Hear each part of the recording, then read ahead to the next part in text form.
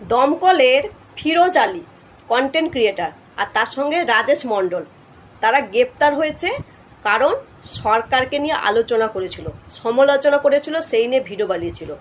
কিন্তু এই এই এই যে দুজনের নাম বললাম, ফিরোজ আলী এবং রাজেশ, এবং এদের সঙ্গে আমি অনেককেই দেখি যারা কিনা ভিডিও বানায়, প্রতিবাদী ভিডিও, এবং পুরো পরিষ্কার কবিতার মাধ্যমে পুরো বাস্তবটাকে তুলে ধরে। তৃণমূল সরকারের সময় 15 বছরের তৃণমূল সরকার যা যা দুর্নীতি করেছে পরিষ্কারভাবে একদম ছন্দে, কবিতার ছন্দে, এবং মানে দেখিয়ে দেখিয়ে, রাস্তা, ঘর, বাড়ি, স্কুল সব কিছু দেখিয়ে এরা প্রতিবাদ করেছে। এর ভিডিও আমি দেখি। এত ভালো ট্যালেন্টেড ছেলে, মানে এরকম ট্যালেন্টেড ছেলে খুব কম আছে। কিন্তু বিজেপি সরকার আসতে না আসতে এই ছেলে দুটো গ্রেপ্তার হয়ে গেল। আমিও কন্টেন্ট বানাই, আমার মতন অনেকেই বানায়। আমি যদি বলি তৃণমূলের বিরুদ্ধে সব থেকে যদি কেউ প্রতিবাদ করে থাকে, সে হচ্ছে বিজেপির সমর্থিত প্রতিবাদী টুম্পা। সে বানিয়েছে, তৃণমূলের দুর্নীতিগুলো তুলে তুলে ধরেছে। আমিও যখন ভিডিও বানিয়েছি, তৃণমূল সরকার ছিল, আমিও তাই করেছি। কিন্তু সেই প্রতিবাদী টুম্পাকে বিজেপি সরকার আসতে তাকে পুরস্কৃত করা হয়েছে। কিন্তু তখন কিন্তু তৃণমূল শাসনে ছিল। চাইলে মমতা ব্যানার্জির নাম ধরে ধরে গালি, মানে রীতিমতন কথা বলেছি।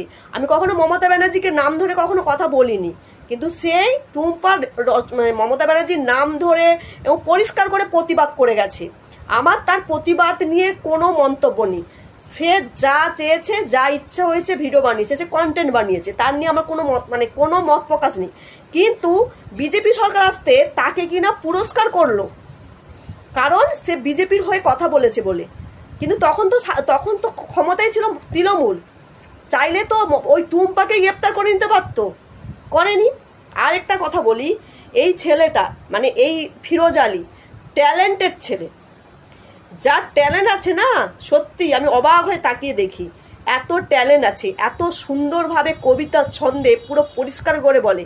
কি এমন সমালোচনা করেছে সরকারের বিরুদ্ধে, তার দুজনকে গ্রেপ্তার করলো। তবে সংবিধানে আছে জানেন তো, গণতান্ত্রিক অধিকার, মানুষ সরকারের বিরুদ্ধে কথা বলতে পারে, সরকারকে নিয়ে আলোচনা করতেই পারে।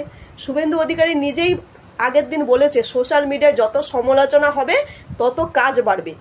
করা উচিত তো। আমরা জনগণরা সরকারকে এনেছি, নিজেদের স্বার্থের জন্য আমরা সরকার তৈরি করি, সরকার চলে তো আমাদের জন্যই। তা আমরা আলোচনা করব না, সমালোচনা করব না? কি এমন বিরুদ্ধে কথা বলেছে আপনারা একটু কমেন্টে বলুন দেখি। কারণ আমি ফিরোজ আলী বলুন, রাজেশ মণ্ডল বলুন, এদের সঙ্গে যারা ভিডিও বানায়, আমি ওদের প্রত্যেকটা ভিডিও দেখি। ওদের মধ্যে ট্যালেন্টও আছে এবং ওরা নিরপেক্ষভাবে ভিডিও বানায়। আজকে এই বিজেপি সরকার আসার পেছনে কিন্তু ওর অবদান অনেক আছে। তৃণমূলের যে প্রত্যেকটা জায়গায় যে বার্তাটা সবার কাছে পৌঁছে দিয়েছে, এবং ভিডিও রীতিমতন ভাইরাল।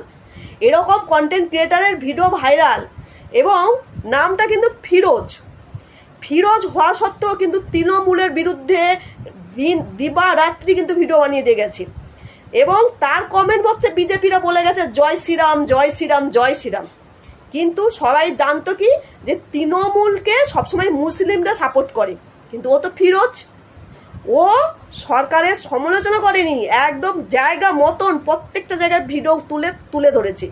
তাই এই ফিরোজকে যদি গ্রেপ্তার হয়, আমি তো সত্যি অবাক।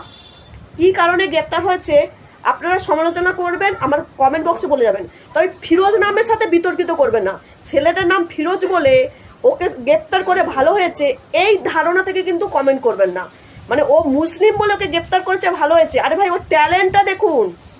ও মমতার শাসনকালে কিন্তু বিজেপির এই যে বিজেপি শাসনে আসছে না, ওর অবদান অনেক আছে।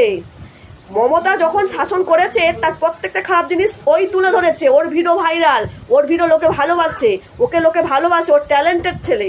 কমেন্ট করে বলে যাবেন।